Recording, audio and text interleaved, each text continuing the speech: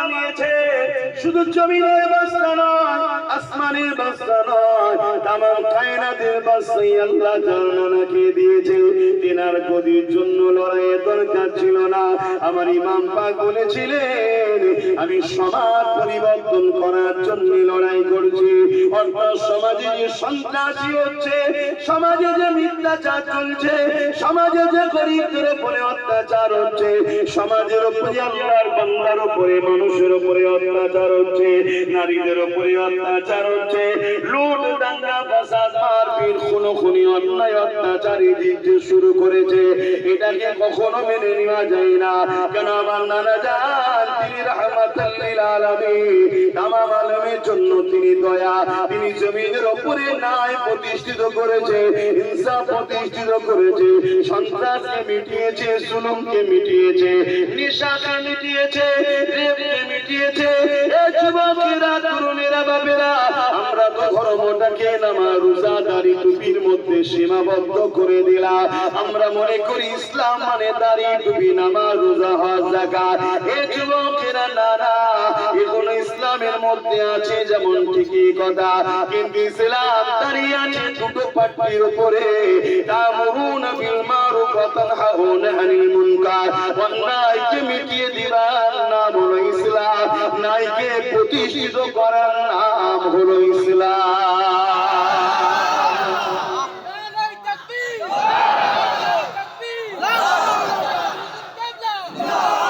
শোনেন, জুলুমের বিরুদ্ধে লড়াইয়ের নাম ইসলাম, ধর্ষকদের বিরুদ্ধে লড়াইয়ের নাম ইসলাম, অত্যাচার শাসকের বিরুদ্ধে লড়াই করার নাম ইসলাম, রেপ মুক্ত, খুন মুক্ত, ধর্ষণ মুক্ত, দুর্নীতি মুক্ত, চোর মুক্ত সমাজ করার নাম ইসলাম। এই আমার জাতি, আমার কওম বড় পাওয়ারের সাথে চ্যালেঞ্জে বলছি, কিন্তু আজ আমাদেরকে একদল নামধারী বক্তা, একদল নামধারী উলামা, তারা বারবার আমাদেরকে শুধু ধর্মের নামে নামাজ দেখিয়েছে, ধর্মের নামে শুধু রোজা দেখিয়েছে, ধর্মের নামে মসজিদ দেখিয়েছে, ধর্মের নামে দাড়ি টুপি দেখিয়েছে। হ্যাঁ, এগুলো ইসলামের মধ্যে আছে, কিন্তু খুব ভালো করে বুঝবেন, আমার নবী পুরো পৃথিবীকে জয় করিয়েছে, দাড়ি দেখিয়ে নয়, টুপি দেখিয়ে নয়, পাগড়ি দেখিয়ে নয়। আমার নবী পৃথিবী জয় করেছে উসওয়াতুল হাসানা, উত্তম আখলাক দেখিয়ে বিধবার পাশে দাঁড়িয়েছে, এতিমের পাশে দাঁড়িয়েছে, গরিবের পাশে দাঁড়িয়েছে, মুসলিমের পাশে দাঁড়িয়েছে, অত্যাচারী শাসকদের বিরুদ্ধে লড়াই করেছে, মুসলিমদের পাশে দাঁড়িয়েছে। নবীর আখলাক দেখে দলে দলে মানুষ মুহাম্মদ রাসূলকে রাসূল বলে মেনে নিয়েছে।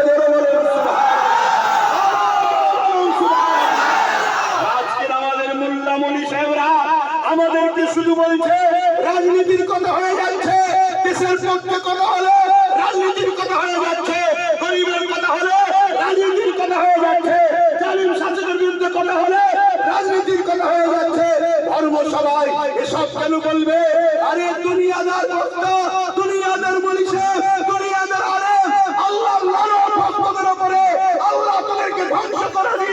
আমার রাসূলুল্লাহর মিশন ছিল এই জমিনের উপরে আবু জেহেলের মতো সন্ত্রাসকে মিটানো, উতবার মতো সন্ত্রাসকে মিটানো, আসাইবার মতো সন্ত্রাসকে মিটানো, পরশ্ব থেকে শুরু করে, রোম থেকে শুরু করে, কিসরা থেকে শুরু করে, কাইসার থেকে শুরু করে পৃথিবীর বড় জালিম হুকুমতের বিরুদ্ধে আমার রাসূলুল্লাহ লড়াই করে মনুষ্য জাতিকে জুলুমের হাত থেকে বাঁচিয়েছে।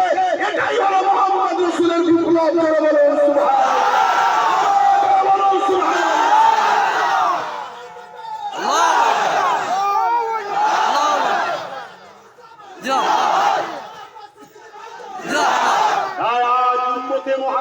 আমাদেরকে দায়িত্ব নিতে হবে, আমাদেরকে উঠে দাঁড়াতে হবে, অঙ্গীকার করতে হবে। মুসলমান হোক, হিন্দু হোক, সাঁওতাল হোক, বাগদি হোক, যে কোনো ধর্মের হোক, ধর্মের বিষয় আমি দেখতে যাব না। সে মানুষ, মহান স্রষ্টার সৃষ্টি, বিপদে পড়লে তার সাথ দিতে হবে, এর নাম ইসলাম। শুনছেন? আমি একটা ছোট্ট আপনাদেরকে ওয়াকিয়া শোনাচ্ছি। আমার রাসূলের কাছে এক সাহাবী আসলেন, মন দিয়ে শুনছেন তো? রাসূলের কাছে এক সাহাবী আসলেন, এসে বলছেন, হুজুর একটা মেয়ে ইন্তেকাল হয়েছে, যে মেয়েটা জীবনের বহু ভালো চর্চা হচ্ছে কি তাহাজ্জুদ পড়তো, রোজা রাখতো, নামাজ পড়তো, কোরআন তেলাওয়াত করতো, বড় ভালো মহিলা। হুজুর তার একটা বিষয় আবার খুব শোনা যাচ্ছে কি সে একটা বিড়ালকে, বিড়াল জানেন তো, বিড়ালকে ঘরের মধ্যে না খেতে দিয়ে বন্দি রেখে মেরেছিল। আল্লাহ নবী বলছেন এই মহিলাটা জাহান্নামে যাবে। নামাজ আছে, রোজা আছে, কোরআন তেলাওয়াত আছে, তাহাজ্জুদ আছে, পর্দা আছে, সব আছে, কিন্তু একটা আল্লাহর সৃষ্টি বিড়ালকে ঘরের মধ্যে বন্দী করে না খেতে দেওয়ার জন্য সেই মহিলা যদি জাহান্নামে যায়।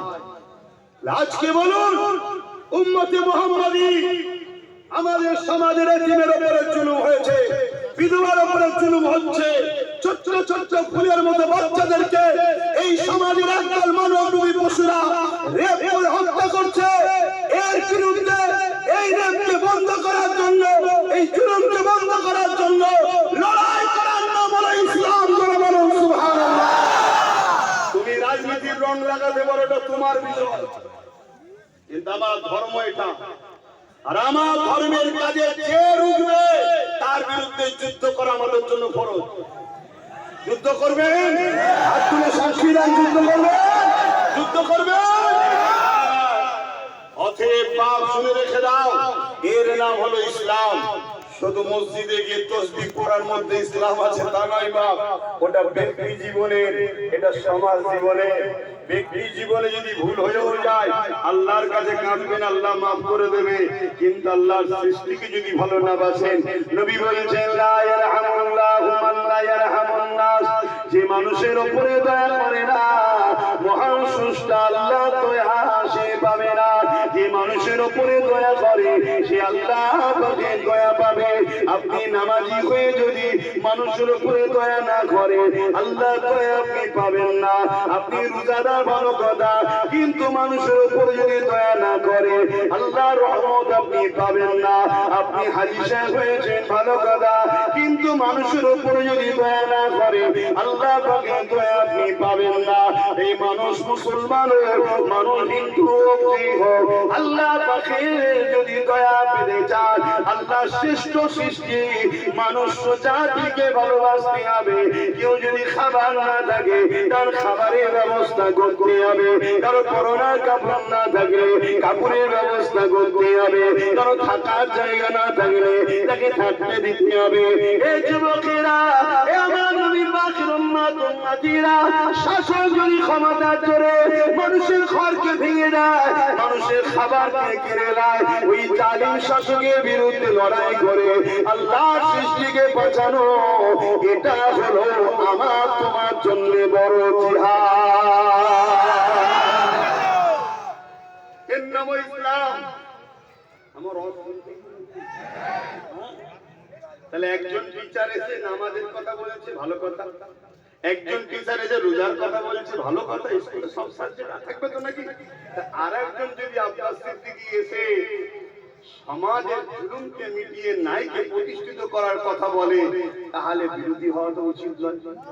যখনই বিরোধী হবে তখনই জানতে হবে এরা ইংরেজদের উত্তরসূরি।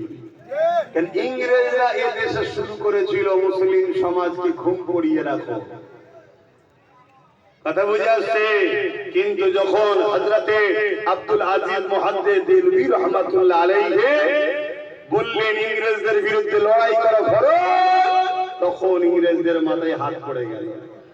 আজকালকার শাসকরাও মৌলী সাহেবদের ঘরে পুষছে, আলেমদের পুষছে, বক্তাদের পুষছে, তাদের ঘরে গিয়ে কি করছে? জুলুমের বিরুদ্ধে যেন কথা না বলে, অত্যাচারের বিরুদ্ধে মুসলমানদের মাথা না ঘামায়। তাতে তোমাকে কি লাগবে বলো? লাও। এসব হয়েছে না হয়নি? তোমাদের এলাকায় এসব হতো না? হতো না? হ্যাঁ হতো। কথা বুঝে আসছে? হ্যাঁ। আর আব্বাস সিদ্দিকীকে ঢুকতে দিত না কেন? একটাই কারণ, আব্বাস সিদ্দিকী ঢুকলে জুলুমের বিরুদ্ধে বলবে। এই জালিমদের পা চাটা বক্তা তো নয়, জালিমদের তোষণ করা তো বক্তা নয়, জালিমদের কথা মতো চলবে এমন তো হুজুর নয়। তাই আব্বাস সিদ্দিকীকে ঢুকতে দেওয়া যাবে না। আল্লাহ পাক আজকে দিন দিয়েছে, নিয়ে এসেছে, আপনারা এনেছেন। দুটো কথা বলছি, কিন্তু শুধু শুনলে হবে না, কথাকে দিলের মধ্যে গেঁথে নিতে হবে। যতদিন বাঁচবেন গরিবদের পক্ষে থাকবেন, এতিমদের পক্ষে থাকবেন, বিধবাদের পক্ষে থাকবেন, মুসলিমদের পক্ষে থাকবেন, অসহায়দের পক্ষে থাকবেন, ক্ষুধার্তদের পক্ষে থাকবেন। এই যুবকেরা, বাপেরা, মায়েরা, বোনেরা, যতদিন বাঁচবেন জুলুমের বিরুদ্ধে থাকবেন, ন্যায়ের পক্ষে থাকবেন। জোরে বলুন সুবহানাল্লাহ। মনে রেখে দিও, জুলুম কিছুদিনের জন্য হয়তো বারবারন্ত হতে পারে, কিন্তু ইতিহাস বলছে যুগে যুগে জুলুম মিটেছে, ইনসাফ মেটেনে, যুগে যুগে অত্যাচার মিটেছে, মানবতা মেটেনে, যুগে যুগে ন্যায় বেঁচে আছে। কেন? জুলুমের সাথে আল্লাহ কখনো ছিল না, আজও নাই, কোনোদিন থাকবে না। আমার আল্লাহ সর্বসময় অসহায়দের সাথে আছে। জোরে বলুন সুবহানাল্লাহ।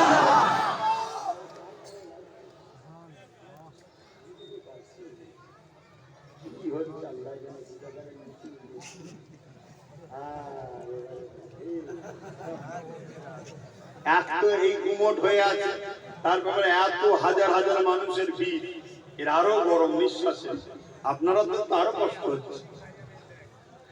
কিন্তু মনে রাখবে কিয়ামতের দিনেতে আল্লাহ পাক যখন জিজ্ঞাসা করবে, বান্দারে